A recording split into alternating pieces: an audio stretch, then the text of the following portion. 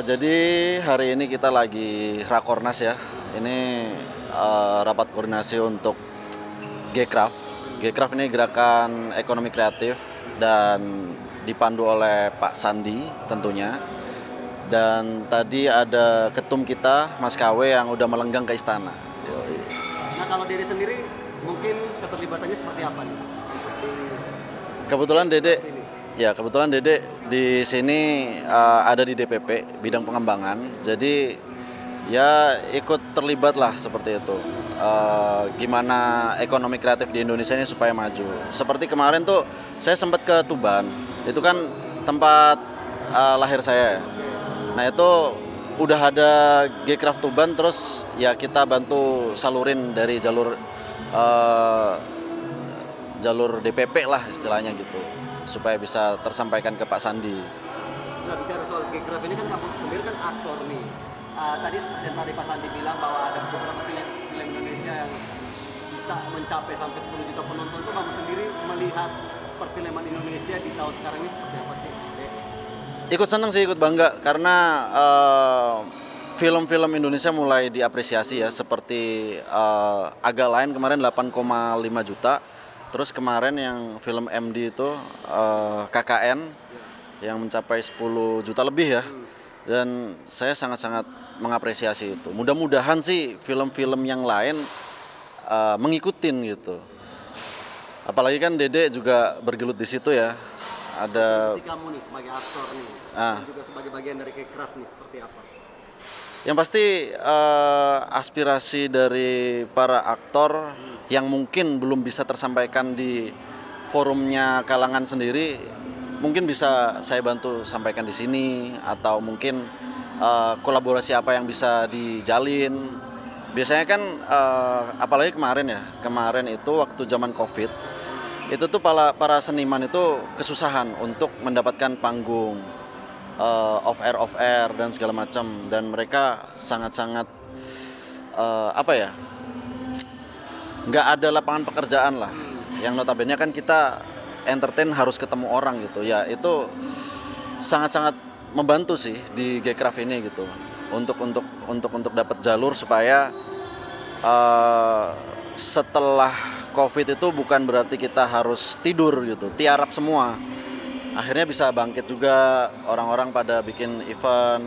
Dan itu kan rata-rata kolaborasinya dari Pak Sandi tuh, Kemenparekraf. Nah, untuk kegiatan kamu saat ini nih, Dede Satria nih, lagi ngapain sih? Lagi mengerjain proyek apa? Film baru atau seperti apa nih, kalau boleh diceritain sedikit? Kalau project entertain, politik, sama bisnis, aku lagi ngerjain ketiganya. Cuman kalau di entertain sendiri aku ada coming soon, filmnya Mas Rudi Sudjarwo. Itu film Saat Menghadap Tuhan, dan itu sudah mulai editing ya. Jadi kemungkinan mudah-mudahan setelah Lebaran udah dapat slot gitu. Terus paling apalagi ya, ada ini film Rumah Angker, itu filmnya Dedi Mercy.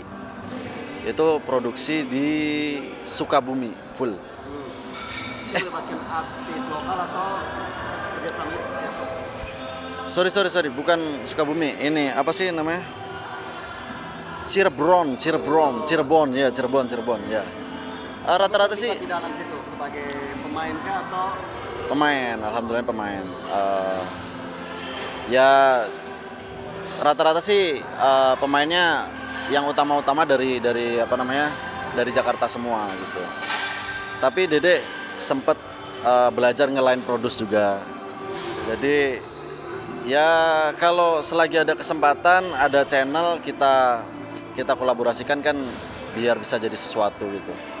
Dede, kita update sedikit nih soal memasuki minggu ketiga Lebaran nih, Ramadan maksudnya. Sejauh ini puasa kamu sampai minggu ketiga ini seperti apa nih? Full dong. Kita laki harus full lah. Ya. Kamu memaknai Ramadan tahun ini seperti apa? Memaknai Ramadan tahun ini sih gimana ya? Rasanya tuh kayak lebih cepet gitu. Kerasa nggak sih? saya tuh ngerasa kayak Ramadan tahun ini tuh beda dari yang sebelum-sebelumnya karena ngerasanya kayak cepet, kayak nggak kerasa gitu. Kayak biasanya kan lapar tuh ya lapar aja gitu.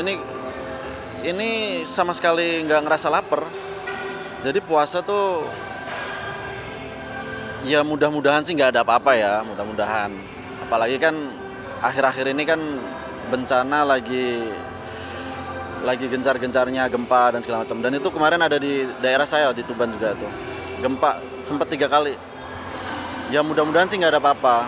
Mudah-mudahan. Kalau Dede sendiri puasa tuh biasanya barengin dengan olahraga atau seperti apa nih?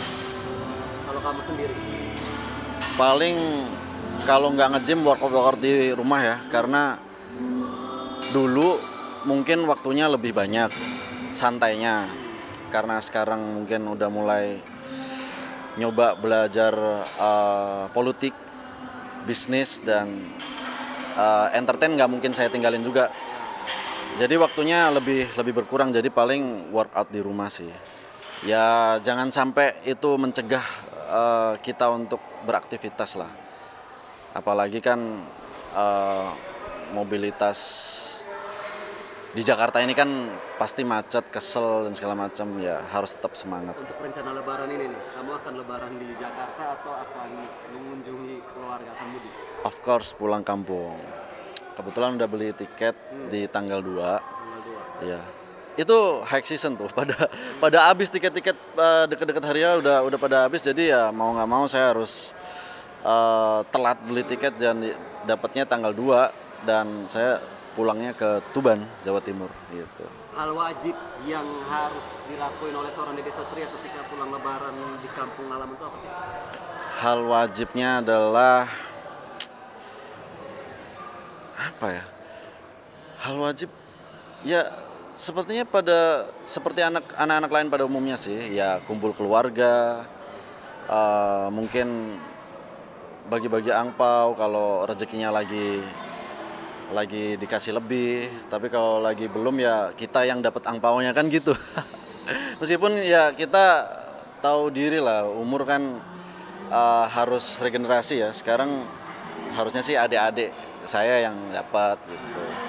Itu hal-hal wajib yang ya bukan wajib sih, yang biasanya terjadi sih seperti itu ya. Mungkin harapan kamu atau goals kamu di 2024 ini seperti apa? Harapan saya mudah-mudahan ketika Bapak dilantik, Pak Prabowo Subianto dilantik, kan saya kemarin ikut bantu TKN Golf Muda dan TKN Fanta, Bipro dan Jargon. Ya mudah-mudahan sih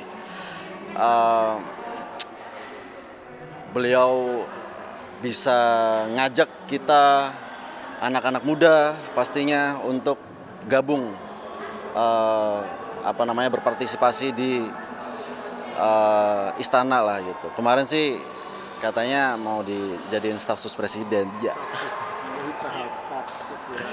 Ya harapannya sih seperti itu ya. Kocak sih. Kocak karena sepertinya dia akan dapat hidayah ya. Karena ya balik lagi dia bandar narkoba, sabu, terus dia kecelek tiba-tiba harus menyerahkan diri kan lucu gitu.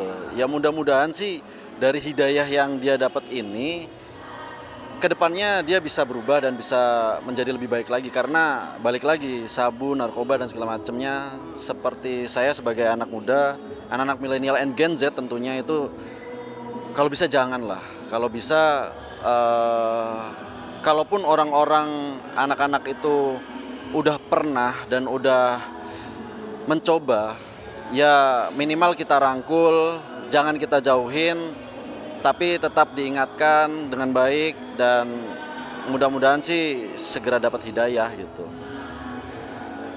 Kalau saya kan ngelihat pergaulan anak zaman sekarang kan biasanya mereka tuh bisa terjadi seperti itu karena jauh dari orang tua, kurang bimbingan dari guru. Ya mari kita sama-sama rangkul lah, karena kita sama-sama manusia, kita sama-sama pernah melakukan kesalahan. Jadi yang pasti kita bisa menjadi lebih baik untuk yang sebelum-sebelumnya. Gitu sih. Audio Jungle.